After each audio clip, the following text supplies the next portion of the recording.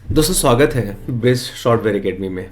आज इस ट्यूटोरियल में हम बात करेंगे कि किस तरीके से रिएक्ट और टाइपस्क्रिप्ट को यूज़ करके एक फॉर्म डिज़ाइन करते हैं और कैसे इंटरफेस बना करके उस सारे जो फॉर्म के अंदर जो कंट्रोल हैं उसको बाइंड करते हैं और एक बटन के क्लिक पर उन सारे कंट्रोल्स की वैल्यू निकल करके बाहर आ जाती है।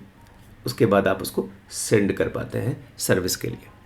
ये पूरा का पूरा स्ट्रक्चर है, एक्चुअली मैप है जो इस हम ट्यूटोरियल में कवर करेंगे। उनके लिए ज़्यादा फ्रूटफुल है जो बहुत बिगनर हैं, जो जान जान सीखना चाहते हैं टाइप रिएक्ट क्या होता है। जो लोग जेएस जानते हैं लेकिन type script react plus type script के बारे में ज़्यादा डिटेल में उनको जानकारी नहीं है, उनके लिए फ्रूटफुल है। और आपके कंसेप्ट भी क्लियर होंगे अगर आप इसको समझेंगे, देखेंगे।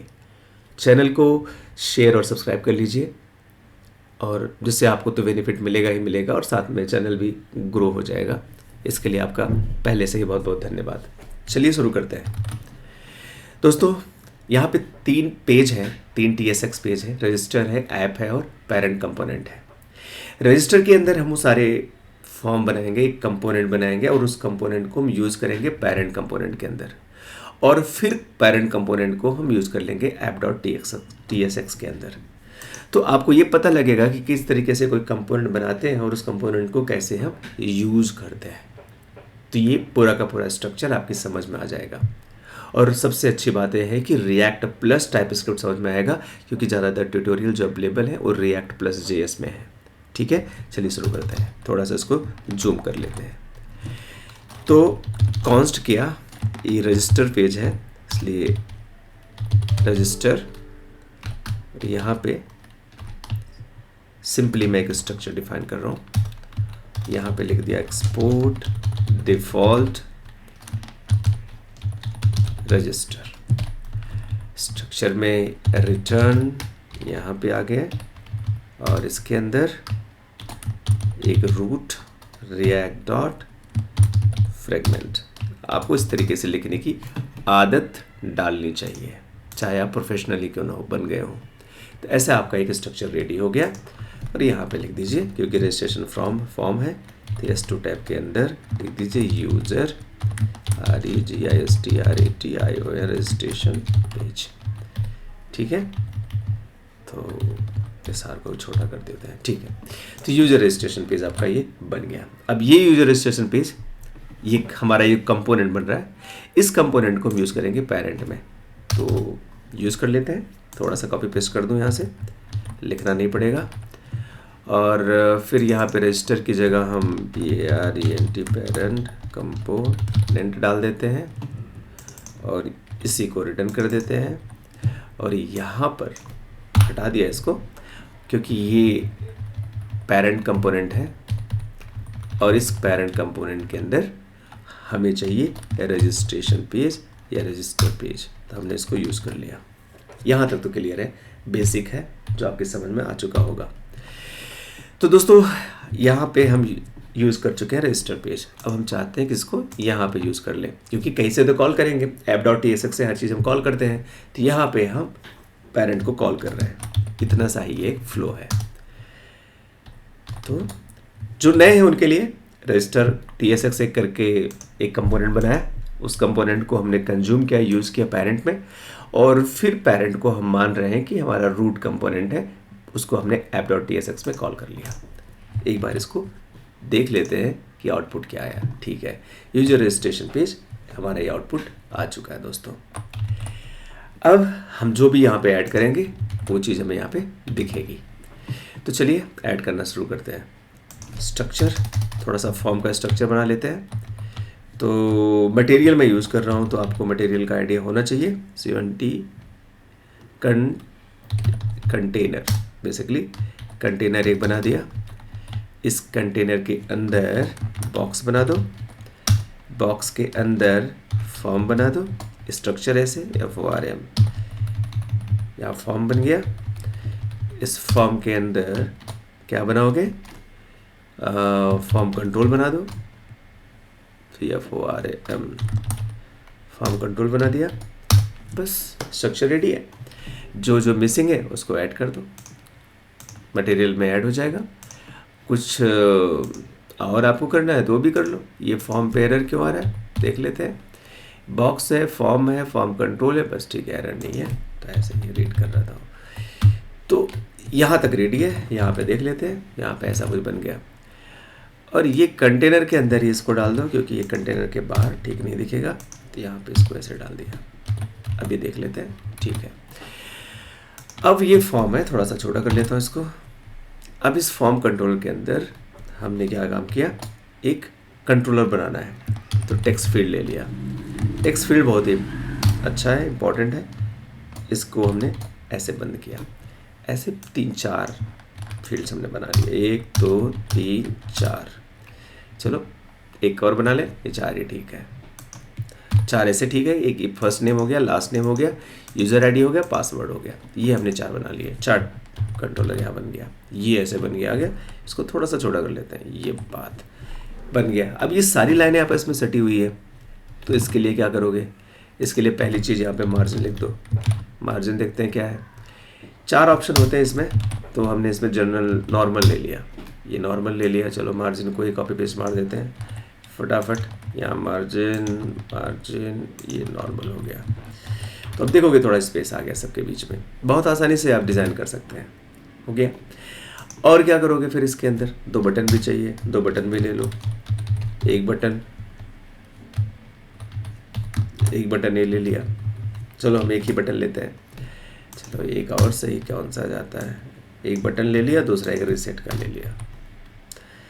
तो यहाँ पे लिख दिया हमने सबमिट, यहाँ पे लिख दिया रीसेट। देखते बटन बन के आया कि नहीं आया, यहाँ पे कुछ एरर है, तो ऊपर बटन ऐड हो जाना चाहिए, तो यहाँ पे ऐड करोगे तो यहाँ पे बॉक्स ऐड हुआ, बटन हुआ, कंटेनर हुआ, सब कुछ यहाँ पे ऐड हो जाता है जो आप यूज़ करोगे। तो देखोगे स्ट्रक्चर कुछ ऐसा बन के आ गया।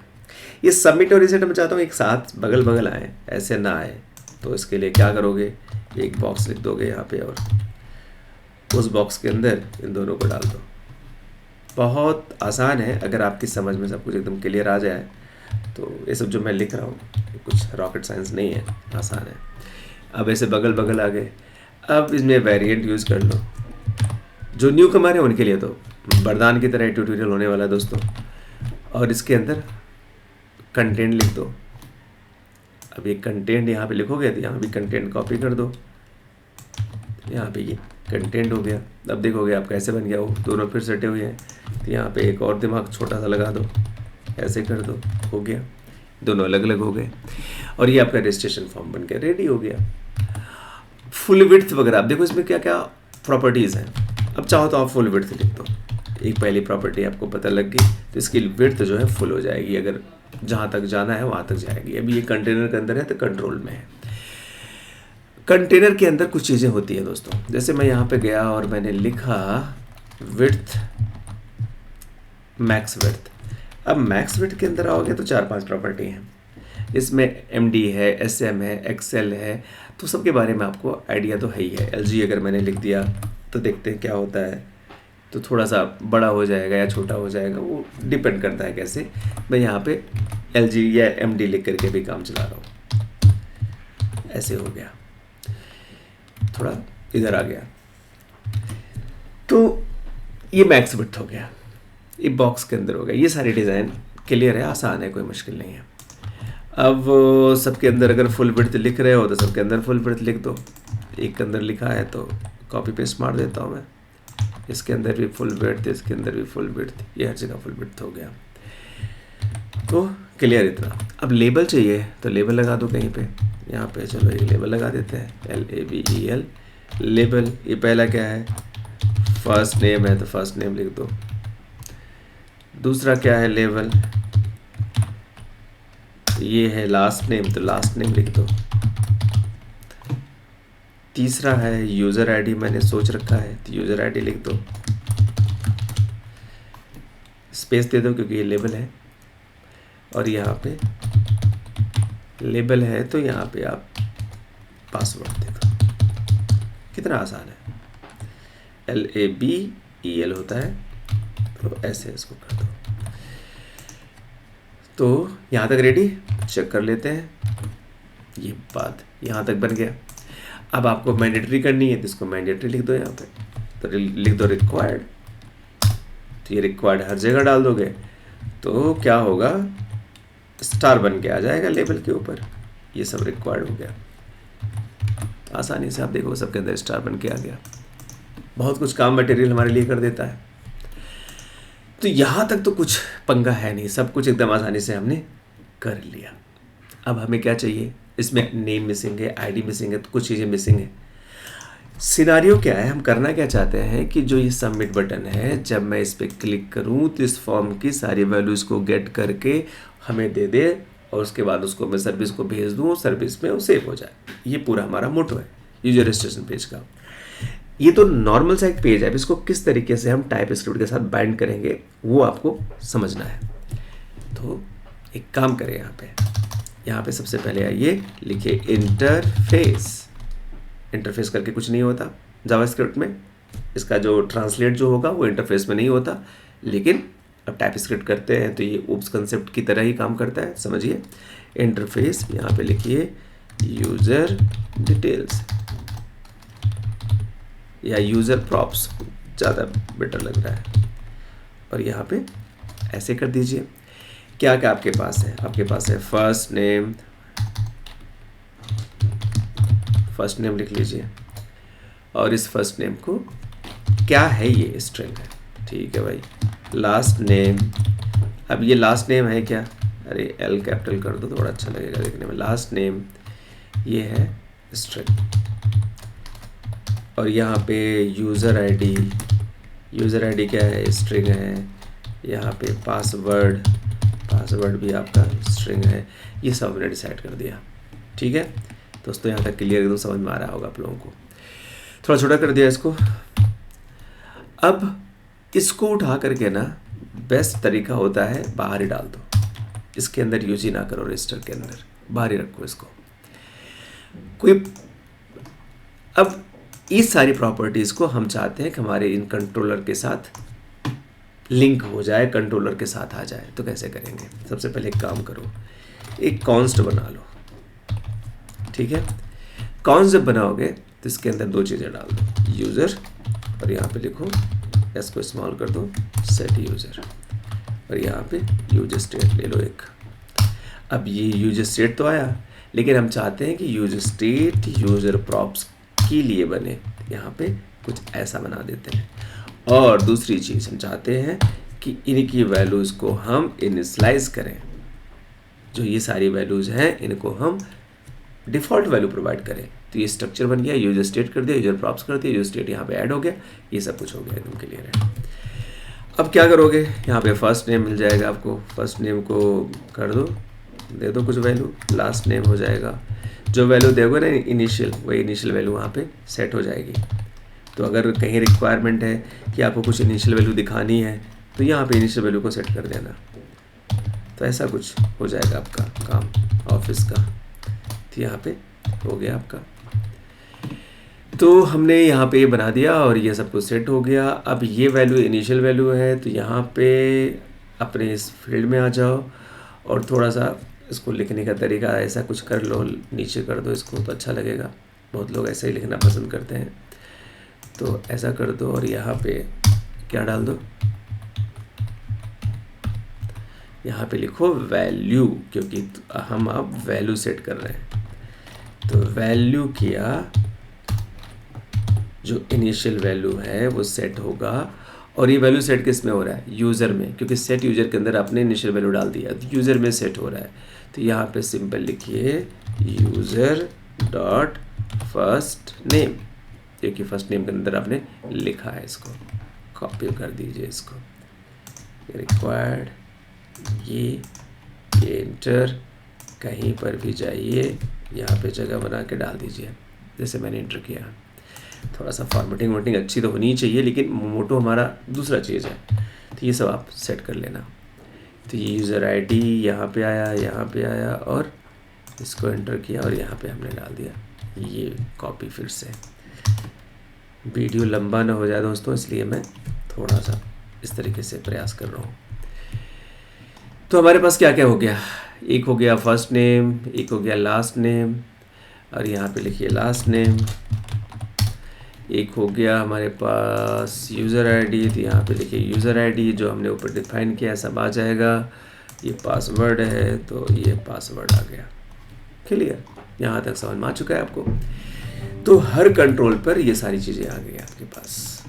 आप सबमिट पे क्लिक करेंगे तो ये जो इनकी वैल्यूज़ हैं वो गेट होनी है। गेट कैसे होंगी? नेम से होंगी। नेम कहाँ है? मिसिंग है, तो नेम लिख दो यहाँ पे।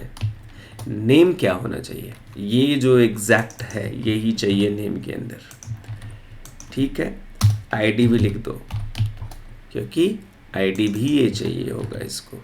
ये कॉपी कर दिया, करो कॉपी पेस्ट, फिर चेंज कर देंगे ये यहाँ पे और ये यहाँ पे। यहाँ पे करो पासवर्ड, ये गलती नहीं होनी चाहिए, जो लिखा है वही यहाँ चाहिए। फिर से रिपीट कर रहा हूँ मैं, यूज़र आईडी, ये यूज़र आईडी यही उठा करके यहाँ डाल दो, और ये लास्ट नेम, तो यही लास्ट नेम हमें यहाँ चाहिए। हो गया इतना काम हमारा। तो वैल्यू भी सेट हो गई। अब इनिशियल वैल्यू अगर आप डाल के देखोगे ना, तो यहाँ पे अगर मैंने ऐसे कुछ लिख दिया तो जब ये रन होगा तो यहाँ पे ई लिखा आ जाएगा, तो ये आपका इनिशियल वैल्यू है। तो अभी हमें यहाँ पे कुछ नहीं चाहिए। क्लियर? तो दोस्तों स्प्राइट है तो क्लियर है। तो आगे हम बढ़ते हैं। सेट हो गया, ये हो गया, ये हो गया, ठीक है। अब इस टेक्स्ट फील्ड के ऑन चेंज पर हमें वैल्यू को निकाल करके कहीं लेके जाना है, दिखाना है। तो एक काम करो, इसके अंदर एक और चीज़ ऐड करो, वो लिखो ऑन चेंज। देखो ऑन चेंज आ गया। यहाँ पे HANDLE on CHANG on change, ये ऑन चेंज हमने लिखा, एक मेथड बना दिया। इवेंट है बेसिकली ये, हर जगह ये इवेंट चाहिए। कहीं पर भी चेंज हो और वैल्यू हमें मिलनी चाहिए। यहाँ पे डाल दिया, यहाँ पे डाल दिया, 4 जगह डालना है, ठीक है। अब हैंडल ऑन चेंज करके बना दो एक यहाँ पे आसानी से, कॉन्स्ट पेस्ट कर दिया। अरे भाई ये पूरा नहीं चाहिए, हैंडल ऑन चेंज, ये यहाँ पे ऐसे करके ऐसे प्रेसेस लगा दो, ये लगा दो, एक मेथड बन गया हैंडल ऑन चेंज। अब प्रॉब्लम क्या है कि जब हम चेंज करेंगे तो अब ये टाइप जरूर हमेशा डिफाइन करना पड़ेगा, बिना टाइप के तो वैल्यू सेट होगी नहीं। ये तो टाइप स्क्रिप्ट है, तो यहाँ पे ई लिखो। ई लिखने के बाद आप लिखो चेंज रिएक्ट, एक्चुअली पहले लिखो रिएक्ट, ये आपको पता होना चाहिए, करते करते आपको पता हो जाएगा। चेंज इवेंट करो, और चेंज इवेंट जो रिटर्न करेगा वो HTML इनपुट ही करेगा, इनपुट एलिमेंट। ये आपका आ गया यहाँ पे HTML इनपुट एलिमेंट। ये टाइप आपको पता होना चाहिए। तो अब यहाँ आने के बाद हम चाहते हैं कि जब मैं इसको चेंज करूँ तो वैल्यू निकल करके आए, और इसके अंदर वैल्यू आए, इसके अंदर है e.target.value। तो इसके अंदर कैसी वैल्यू आती है? नेम और वैल्यू, नेम और वैल्यू, ऐसे वैल्यू इसके अंदर आती है। आपको पता होना चाहिए ये, इसलिए आप जानो कॉन्स्ट है, नेम आती है और इसके अंदर वैल्यू आती है, और हम चाहते हैं e.target के साथ ये सेट हो जाए। अच्छा, TAR टारगेट, यहाँ तक तो क्लियर हो गया। अब ये नेम और वैल्यू इस तरीके से एरे में आती है, हमने यहाँ पे वैल्यू रखा e.target, इसके साथ ये वैल्यू मैच हो गई और सेट हो गई। इनकी वैल्यू को हमें डालना है किसमें? सेट यूजर में। अगर हम सेट यूजर में डाल देंगे तो यूजर हमारा फिर से अपडेट हो जाएगा, और उस यूजर को वैल्यू को हम गेट कर लेंगे। तो यहाँ पे आ जाओ, यहाँ पे लिख दो यूजर, लिख दिया। इसके अंदर चलो यहाँ पे आ जाओ। अब यहाँ पे क्या करोगे? यहाँ पे लिखोगे इन सबको ऐसे ही करते हैं, यूज़र, नहीं एक स्ट्रक्चर गलती हो रही है इसकी। यूज़र को आप एक्सप्रेशन में डालो, फिर यहाँ लिखो, ये एक्सप्रेशन में आएगा, हाँ ठीक है। यहाँ पे सारी वैल्यू यूज़र की चाहिए जो यूज़र में है, यूज़र। फिर यहाँ पे वैल्यू सेट करोगे किसके अंदर? नेम में। कहाँ से सेट करोगे? वैल्यू से। ये आपका स्ट्रक्चर बना।